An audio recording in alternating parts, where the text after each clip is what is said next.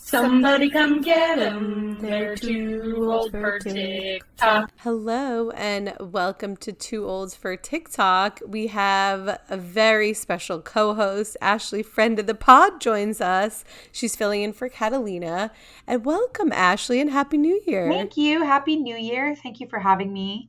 Guess I should thank Catalina. Although yesterday was officially the last day that you're allowed to say Happy New Year to someone based on Larry David. Correct. So I take it back. Do not have a Happy New Year. Happy Monday. Oh God, yes. Well, this will come out on Thursday, and it will definitely be past the Happy New Year's. Yeah. So Good to forget I strike from said the that. record, yeah. But I would like to know, and I think all the listeners would like to know, what Ashley, friend of the pod's favorite parts of 2024 TikTok are. I mean, going back into the archives of your episodes, ones that I've appeared on, topics you all have talked about, it's almost overwhelming with the amount of content I consumed. But I tried to narrow it down. One, and I know that this was talked about on last week's episode, the Bride and Jordan Alvarez audio, specifically the fact that when we were in Curacao for your bachelorette party, Catalina was in the bathroom with her phone, and I heard that sound start probably 9 times in a row. Just like, what do you have to offer? Nothing. What do you have to offer? Nothing. Just, what do you have? On repeat, because she was just scrolling through the sound videos. Wait, can I clarify? At first, I thought is this a public bathroom? Oh no, private. Okay, because that would have been incredible. Sorry. Right, you guys shared a room. Okay, so it was in the privacy of your room. She was cackling, but that would have been incredible. Because I was like, "Oh, you're watching Brian Jordan Alvarez videos," and she just started laughing. Yes, that's so like so the good. fact that sound became identifiable and synonymous with him.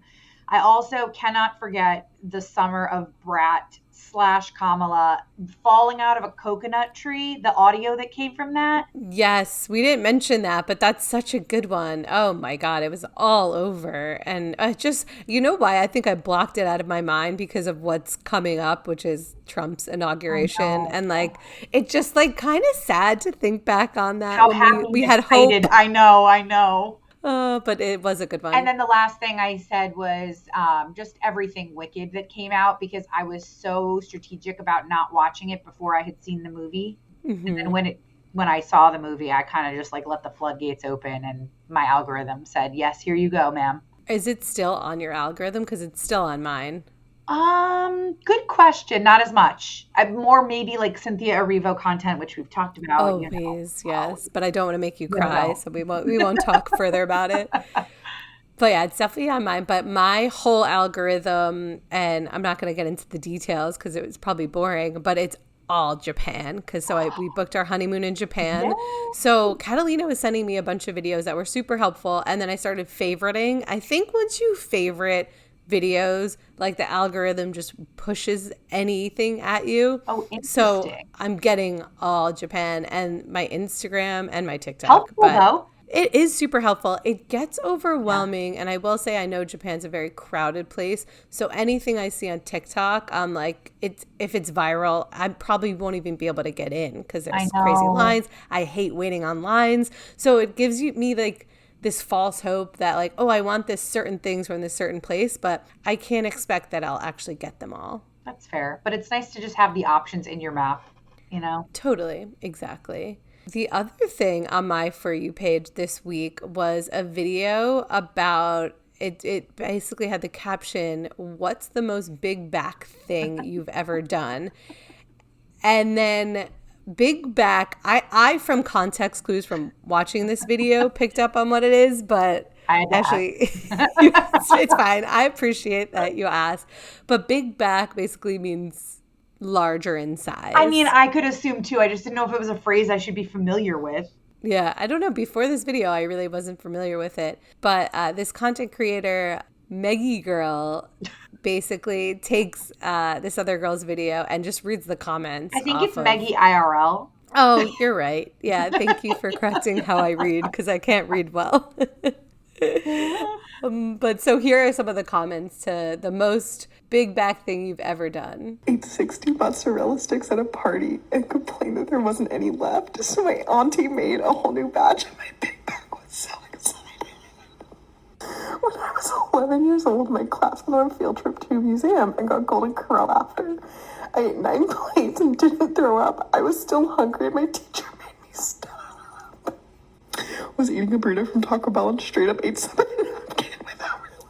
I almost choked and died trying to quickly eat from a pocket of ham because my cousin was coming down the stairs and I didn't want her to have a piece.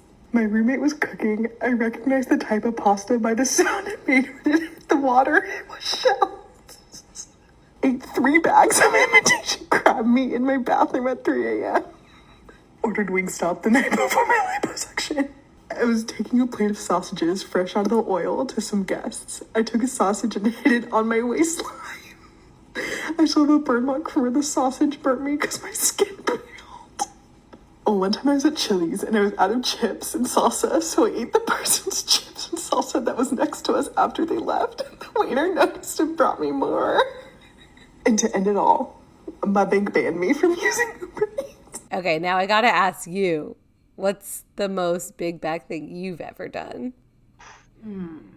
It's definitely going to go back to like an era where I feel like I identified as a big back girl more when I was younger. Oh, I know. I went to a local coffee shop in the town that I lived in because I was in college at home for the summer, and I wanted to get a frappuccino with like extra chocolate sauce and peanut butter. It was amazing. Yum. But I knew that my dad would yell at me if I came back with it. Aww. So I put it in my purse, standing upright, walked into my house, walked downstairs into the basement, only to find that it had fallen over everything. My iPod, my digital camera, and my phone. iPod, wow. And my Oh, mom, that's so God depressing. bless her, she came down and like saw me crying and was like, "What's wrong?" And I was like, "I tried to sneak in a peanut butter frappuccino and it spilled everywhere." Oh my God, that's so sad, but so amazing, little What's Ashley. yours? Okay, well, actually, I have one for you that I experienced you doing on your 30th birthday, and I'm sorry if this is rude, but it was a big back thing to do. Me and Catalina rolled up on a pizza place after we were done going to a bar, and we witnessed you. You didn't notice we were behind you, but you said to the pizza man, "Hi, I'm back for the second time." So you had gotten pizza and then you went back for a second time post like drunchies. And that was just incredible. That was not nearly long ago enough. No. Okay, but mine is definitely my McDonald's era when my order was just, it was a supersize. I kind of miss supersize things. How big would that make it? Like, is that just larger than a large? It is, yeah. Oh, it was. Okay. So supersize fries, supersize orange soda, a double quarter pounder with cheese, and a 6-piece nugget. And when I tell you, they used to not be stingy on the sauces. I would mix every sauce and like honey, barbecue, honey mustard. And you could take that down, no problem. No problem. I could. And then I would eat like snacks throughout the night. Wait, like drunk? No, this is when I was a child. No. My parents would leave me and my brother with a babysitter. Every Saturday night was their date night, and they would get us McDonald's, and that was my order. Wow. And they wondered why I was a little chunky kid. Also, like, how much money was that? Well, and then my dad would purchase the Happy Meal toy because I still wanted the toy, but the Happy Meal wasn't enough food. It probably was cheap back then. McDonald's was very affordable back then. Now it's much more I don't know. expensive. All this talk about supersizing, I feel like that's like add an extra dollar. You know why? Yeah, they would get you. It would be like 99 cents to supersize it. So it didn't really add up money-wise. Calorie-wise, oh yeah. Okay, that's a really good big back moment. Oh yeah. Also, if you were drunk and doing it now, that's fine. Like, we should do that this weekend. Oh, in New Orleans. Yes. I forgot to say we will all be in New Orleans this weekend. So, but I don't know, eating McDonald's in New Orleans seems like a crime because there's so many other good late night foods there. You want a shrimp po' boy? Yeah, I'd want a po' boy. I want a beignet. Like there's other things. I want gumbo.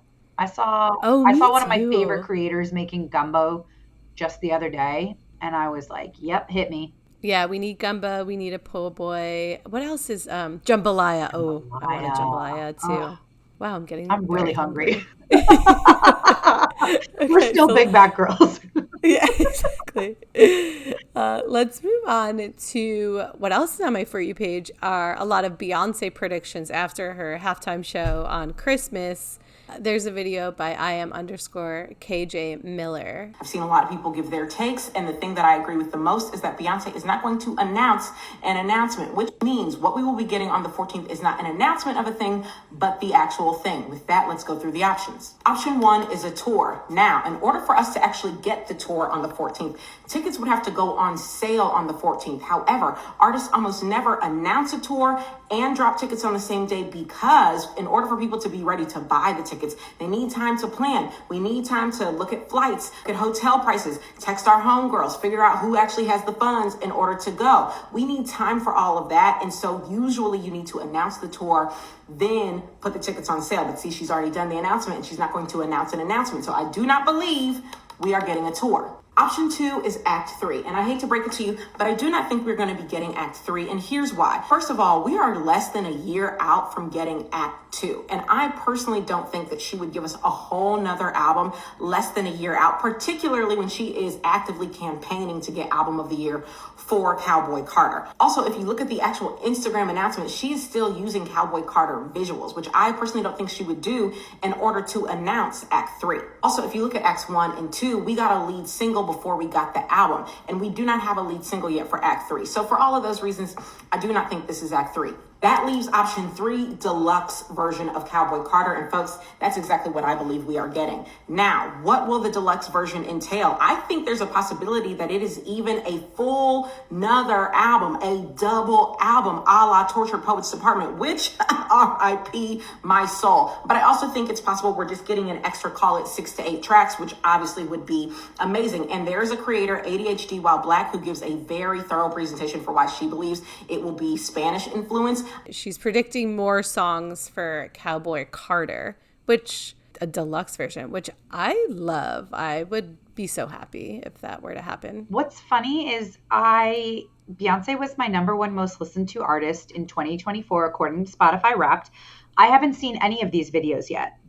Oh, I'm always on Beyonce Talk. I'm not at all. I must not breathe her into the internet in the way that some other people do. And I just, maybe I'm a sneaky listener. Who knows? Well, you should favorite these videos and then you'll start getting other Beyonce content. Yeah, that works too. The next video that you're going to talk about, I feel like I'm on board with him. Yes, the content creator is The Softest Bunny. Thanks for reading for me. And he predicts a rock album. This video is for Beyonce and Beyonce only. I figured you out. I know exactly what you're going to announce. I figured it out, and I figured it out by myself. You are not announcing a tour. You are announcing Act 3. And let me tell you how I know that. Because in the video that you posted of you on that horse with that flag, apparently what you did with that flag in a rodeo, that indicates the end of a rodeo or the end of a part of a rodeo. You are telling us that we are at the end of the Cowboy Carter era, and the lights were dim in that video. We could barely see your face. When a show is over, what happens? The lights go out. Show's over. Lights out. You were in the dark on purpose to indicate the end of the Cowboy era. Also, you were on a horse in that dim lighting. What's the last thing you see at the end of a cowboy movie? Is that last shot of the cowboy on his horse. You were telling us that this is the end of the Cowboy Carter era. Oh, and that's not all I figured out, Beyonce, because then I took a look at the caption. The caption said, "Look at that horse." Now, I was confused for a minute. I didn't know what you were talking about. I was looking at the horse and I couldn't find any details, any clues or anything. I was so lost. And then I thought, wait a minute. Lath. Laugh. What's the definition of the word laugh?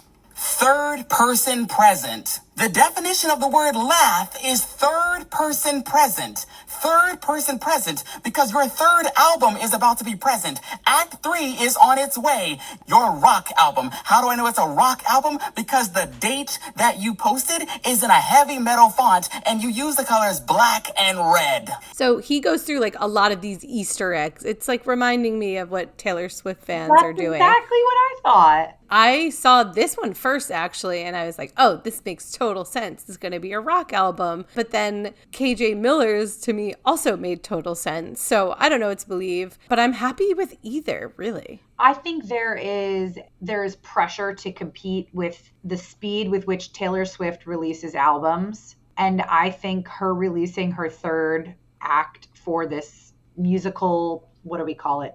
Trilogy, yeah.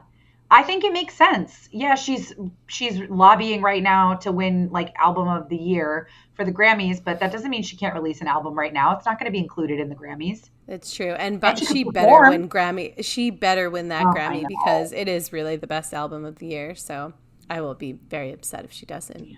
And then last but not least on my For You page, I have a video by Jess Wells 58. If I could go back in time and tell my younger self one thing, it would be to skip college and go on reality television, win over the hearts of America while also causing the tiniest little amount of drama to get noticed by producers of other reality television shows, so I could then spend the rest of my life filming 2 to 3 reality shows per year, and then spending the rest of my days just making money off of Instagram when I'm not filming reality television, because I feel like that as a career path was not properly presented to me, and I would like to go back and tell my younger self to do that. So I actually thought about you while watching this because I could have seen you being a contestant on what is the show you watch? Challenge. The Challenge. Yes, you're always talking about The Challenge, and everyone on The Challenge, their whole career is to be on The Challenge or be on JT or not JT, CT. TJ hosts it. You know who I mean. He was just on The Traitors, like, all the Survivor players go, like some go on Big Brother. They all go because that's their career reality competition stars. And now, like, I've worked in reality TV, so like I would not want this, but I could see this for you. Okay, but if you had to have gone back and be on one of them. Oh, which one would I choose? One reality show that will set you up for whatever. Like she said, establish your personality, be memorable. I'm a big Survivor fan, so I think I gotta go Survivor. Okay. What about you? I mean, I would have had to go on the Real World because, or maybe Road Rules. I think I was too old for the Road Rules to the challenge trajectory. So Real World, and then I would be a challenge player for the rest of my life if you had given me the opportunity. I mean, if only that were your trajectory. Damn. Yeah. Okay, what's been on your For You page? So first of all, one of the things that I don't have a video to share here because I keep getting clips from very different creators, but it's time for Ashley to go to bed when she's watching people peel garlic. And there's something very cathartic about it. Not all peelers are created equal. Some of them are much more clean with their craft, if you know what I mean. I can't get off that side of TikTok, but I saw a really peeling garlic TikTok. Garlic. I'm not on that at all. Oh my gosh, Dina, I gotta send you one. You do, but also maybe not because I don't want that to be my For You page. Don't favorite it. Exactly, I'll swipe away real quick. Interesting, very unique. Yes, but I got a really funny video on my For You page from Mary Grace Burton. She holds up the biggest pair of pants I've ever seen in my entire life. But this woman holds up a pair of pants in which she could fit in one leg of the pants. Okay, I just got my newly in, and I was showing Peter, and look at these jeans. I was like, is my body dysmorphia okay? Because I literally ordered... And whenever they sent the box, no, I could fit in one of these. He was like, you need to take that up with them because that's insanity. And so this is the thing that it came in. And I was like, oh, they're just getting larger and larger. But it's because I'm ordering like jackets and stuff for the winter. This is not it. What really resonated with me was specifically when she's like, my body dysmorphia was like really going off when I ordered these. Yeah. Because I think everyone can relate to some point in their life, whether you've thought that you were bigger or smaller than you are. I definitely last night actually was getting roasted by my college friends for having saggy butt jeans in college. You were known as saggy butt jean girl? Oh, I haven't had saggy butt jeans. I had saggy butt, period. Like, oh, that's sad. no, but I think I just bought jeans that weren't making me feel like I was muffin topping around campus. Right. I like that. I don't like a muffin top. Or when like low rise jeans were super, the result of that was where all my shirts were really long because I needed a shirt to cover my butt crack. And then so I didn't get out of the phase of buying really long shirts. And as you and Catalina have told me, like I need to tuck in my shirts because all of my shirts are very long, but it was the result of not wanting my butt crack to show when the low rise phase was in. We have residual fashion habits from from trends long ago. But she really made me crack up. I also she shows the size bag that Newly gave her. It was like a body bag. Yeah. Also, I read in the comments that some people have done the mistake before where they're a size 28, so inch like waist, but they don't realize that the jeans are actually, they go by like size like, 0 through 12 or whatever. So when you're going that way, like a 28 is like insanely big. Didn't even think that. Yeah, the comments were funny about that. Someone said they did that with Good American totally jeans. What she did. Okay. Probably. It was funny nonetheless. Okay, New York City TikTok, besides Japan content, I have been getting a lot of New York City TikTok and like very disturbing on my For You page. The city is unwell. The city's very unwell, but also like, I don't know if it's definitely gotten worse, but I think we're just getting more of it in our faces on social media. So it feels worse. So I don't know where the line is drawn. Allison talked about yesterday, her husband Nate went out to go take the garbage out and he heard gunshots in the deli across the street. And these like teenagers came out like screaming about getting shot. And he said he thought it was a prank. Oh, God, that's awful. Well, it's creeping down. Not doing like, well. Yeah. It started, I saw a video by Chris Olsen, and he was visiting New York. He was on a subway with a stabber, like someone just wielding a knife around. And so there's more and more of these videos about how people are on the subway with very unwell people. I have a thought or a question about that, because in the video, you know how he talks about like the worst thing that you could do, someone did. They pulled the emergency brake. Mm-hmm. I totally agree. But I think the assumption as someone who rides public transportation is maybe not that it's an emergency brake, but one of those blue emergency buttons. Why are those not on trains so that you can hit one and when you pull into the next station, whether it's 30 seconds, 90 seconds, or 3 minutes, a cop comes on to the car that pushed the button? Right. I mean, well, maybe you should work for the MTA because it's a brilliant idea. It could go awry very quickly too, right? Pushing the button all the time and having these emergency stops. But it just doesn't feel like there's a way. If there was a button on a train, like, because I think the emergency brake, you have to like break glass. Yeah, you have to like, but if there were any buttons, people would just fuck with the buttons. So that's probably, we can't have nice things. We can't have nice things. We can't have safety. Unwell. Yeah, exactly. It's so sad. But amidst all the darkness, there was a funny take or funny parody video by James Ryan. On this episode of Fear Factor, you have to ride the New York City subway, where you could get shot, burned alive, stabbed, or ran over by a subway car. Or maybe, just maybe, make it to your destination. Remember Fear Factor? I do, of course. It was Joe Rogan host Fear Factor. It's crazy. Then we have congestion pricing in New York started this week, and I love this creator. We've interviewed him in the past here in NYC. Has a video about it. These are some of the first cars getting charged for congestion pricing as they pass through those scanners right behind me. It is 12:01 on January 5th, which means that New York City is officially the first city in the United States to implement congestion pricing. So what does that mean for you? Well, if you are traveling south of 60th Street, you will be charged $9 if you are traveling during peak hours, which is Monday through Friday, 5 a.m. to 9 p.m., weekends, 9 a.m. to 9 p.m. There was really funny local news where they interviewed people, and this very old lady just says, "It's $9. Can you believe it? $9 is too much." It's like the funniest reaction. Amazing accent, too. What do you think? Everyone's asking me and Ben because we're car. obviously affected. We have a car and we live below 60th Street. So every time we take the car out, it's like, what are we going to do? Where do we just have to pay the $9? That's it. I mean, it sucks. Yeah. But it also there's also reasons it sucks for people like nurses or construction workers who have to come into the city and pay $9. However, everyone on the flip side, they're saying, well, it'll go to helping the MTA. So maybe you'll get your button because of congestion pricing. But I think the city is just in trouble. It's just, I don't know.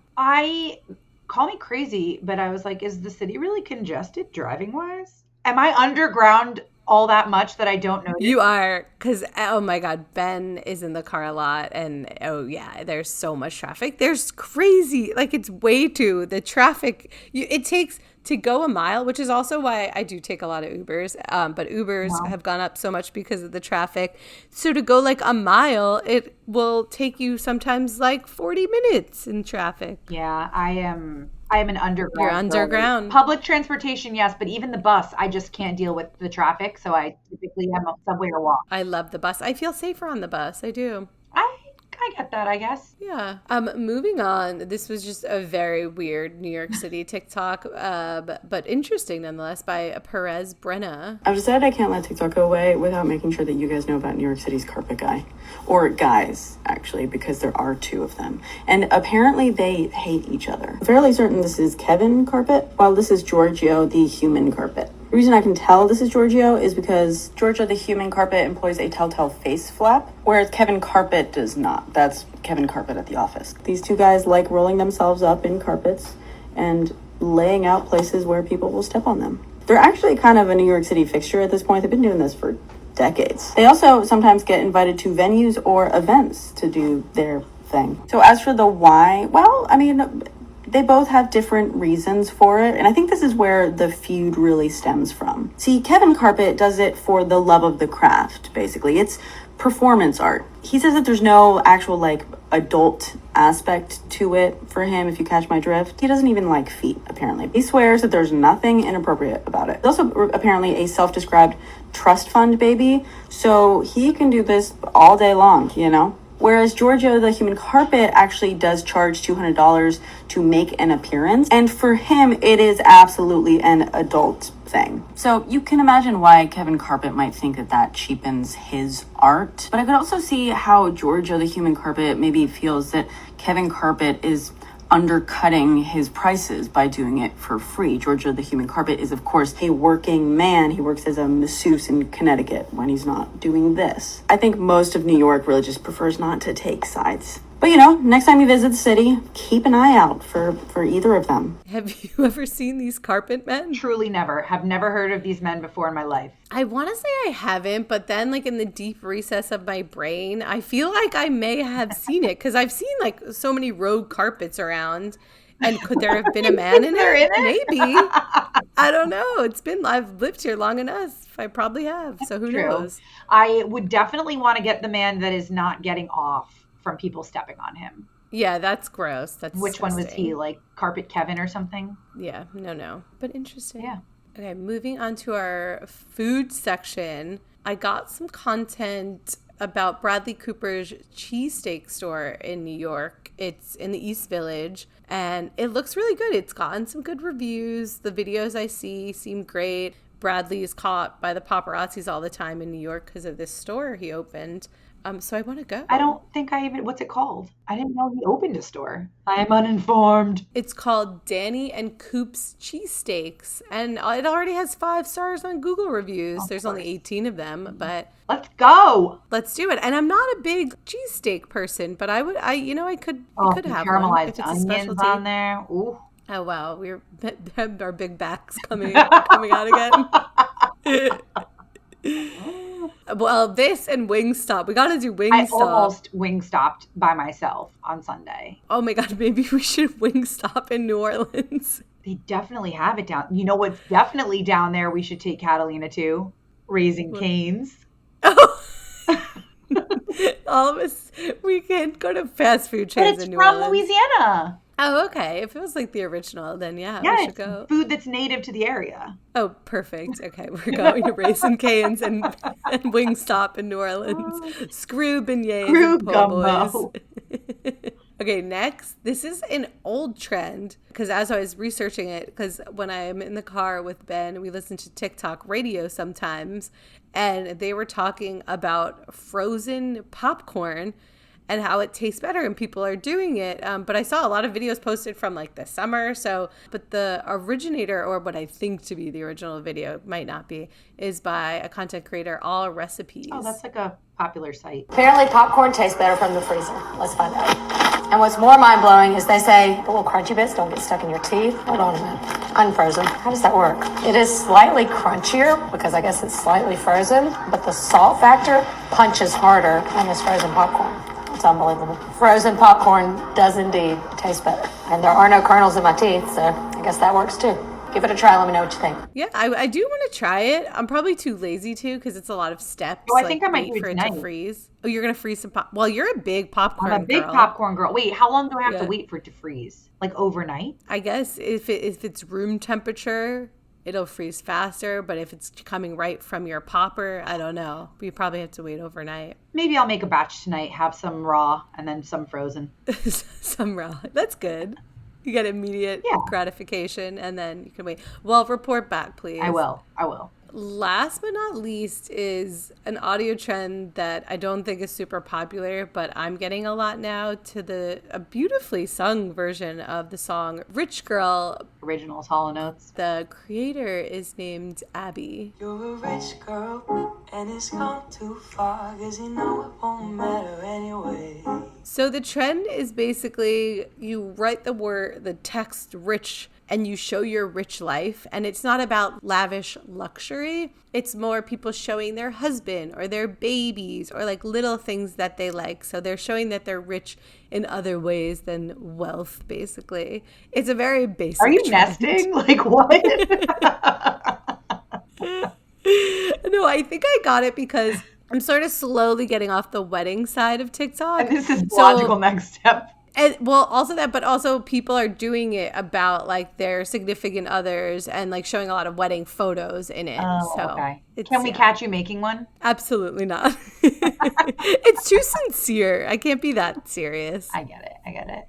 I wanted to also bring up something that we didn't talk about, but it happened last night, so it has been all over my For You page since then, the Golden Globes. Yes. Oh, I'm so glad you brought that up. Yes, Because it's been on my For You page too. I didn't watch it last night, but CBS TikTok account, thank you.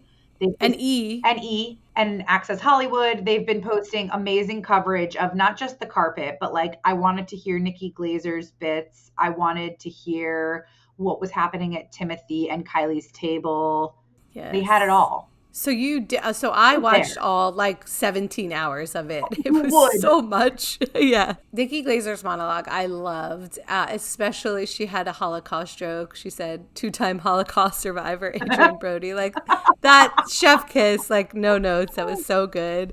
And I watched the red carpet. It was a good show. There was a lot of surprises. I've also haven't seen like any of the movies or TV shows really, or a lot of them. Yeah, I have to go back because when I saw Kieran Culkin accepting an award, I was like, I thought Succession was last year. And I was like, no, it's that movie with Jesse Eisenberg. Okay, I am far behind. Yeah, and Demi Moore's movie. Oh, that I want to see. see. Won. I haven't seen that. It's very disturbing. And the Selena Gomez and Zoe Saldana movie. Yes.